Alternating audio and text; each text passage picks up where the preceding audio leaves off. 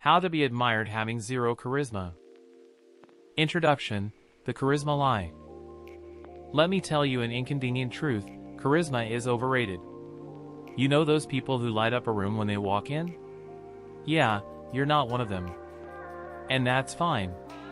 Because while they're busy being the center of attention, you can be building something that actually matters: genuine admiration based on competence, not rehearsed smiles. The good news is that admiration and popularity are completely different things. Popularity is you at the party. Admiration is you being remembered 3 years later when someone needs to solve a real problem. And for that, my charisma-less friend, you're perfectly equipped. Principle 1: be absurdly good at something specific. Here's the dirty secret nobody tells you: extreme competence is more attractive than mediocre personality. While the charismatic person is telling the same anecdote for the 10th time, you can be becoming the person who solves problems nobody else can. Pick a niche. Don't be good with computers, be the person who automates impossible spreadsheets. Don't be creative, be the one who creates thumbnails that triple views. Specificity kills the need for charisma, because when someone needs exactly what you do, your door-like personality is irrelevant.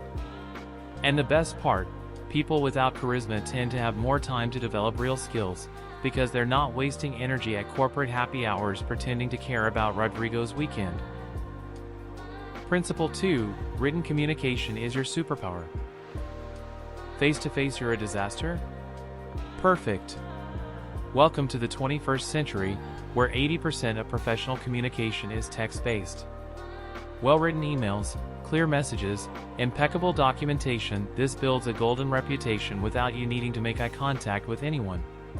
While the charismatic person is having 40-minute meetings that could have been an email, you're sending crystal-clear communications that people print out and save. Learn to write with brutal clarity, no fluff, no unnecessary jargon, straight to the point with elegance. A well-structured email at 11:37 p.m. will make you look more competent than 10 enthusiastic PowerPoint presentations. People will comment, "Wow, this person's messages are always so clear and helpful." That's admiration, my dear emotional robot. Principle 3: consistency beats enthusiasm. Charismatic people are fireworks, beautiful, exciting, and forgotten the next day. You're going to be the water bill. Nobody gets excited about you, but everyone notices when you're not there. Deliver on time. Every time. No drama, no creative excuses, no emotional stories about traffic. Just deliver. In 6 months you'll be known as reliable, which in the adult world is basically being a superhero. Consistency has a compound effect. At first, nobody notices. After 3 months, you're that punctual person. After a year, you're indispensable. And indispensable is infinitely better than charismatic, because charismatic people get fired, but indispensable people get promoted. Principle 4: master the art of obsessive preparation. Charismatic people improvise. You don't improvise, you prepare until improvisation looks planned. Walk into meetings having read everything, having checked all the numbers, having anticipated all the questions. When someone asks a question and you respond instantly with precise data, it doesn't matter if you answered with the enthusiasm of someone reading medicine instructions. What matters is that you knew. And consistent preparation eventually becomes expertise, which is the currency of the charisma-less. The trick is that excessive preparation gives you situational confidence. You don't need general life confidence, that's for charismatic people.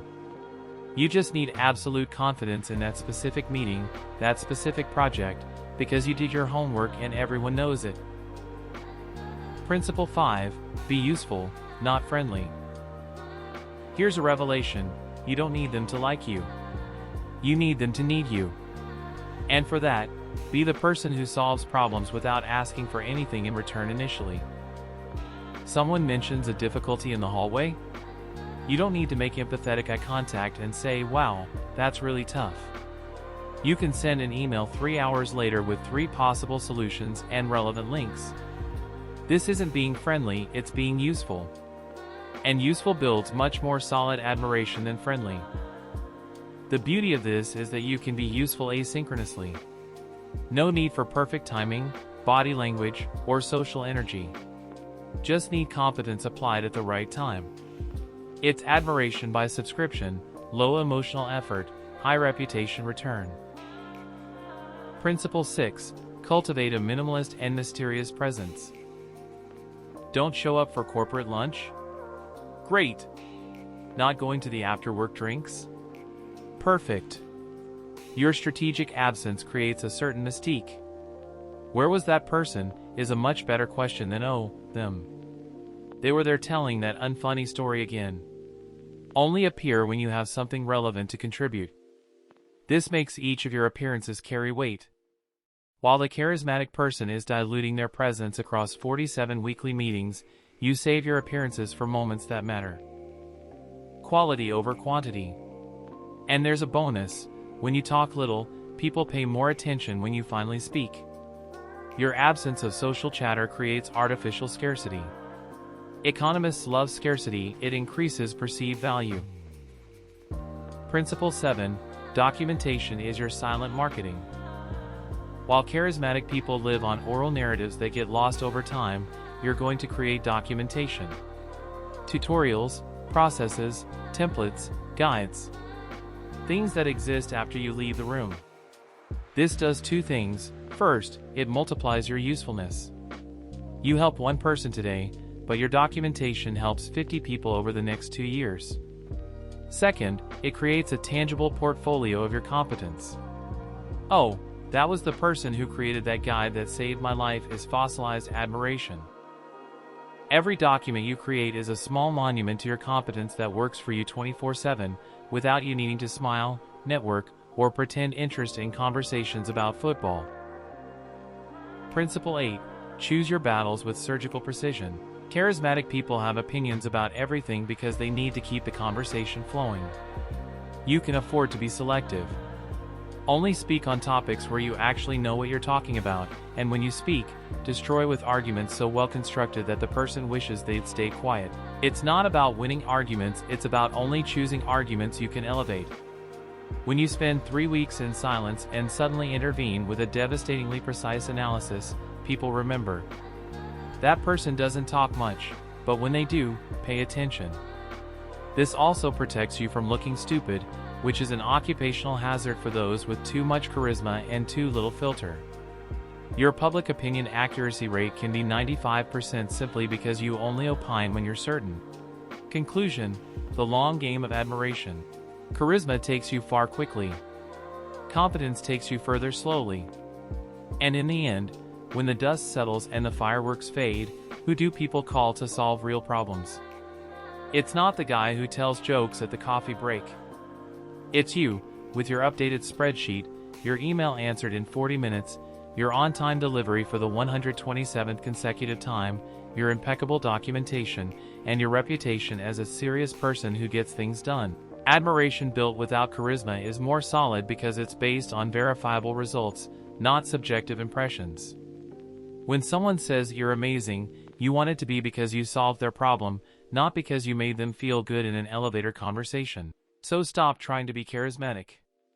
It's exhausting and you're terrible at it anyway. Instead, be competent, be consistent, be useful, and be strategically absent. The admiration will come silent, solid, and based on things that actually matter. And when they finally recognize your value, you can respond with a minimally cordial head nod. Because charisma is optional, but excellence? That's mandatory. Now go back to your cave, charisma-less person.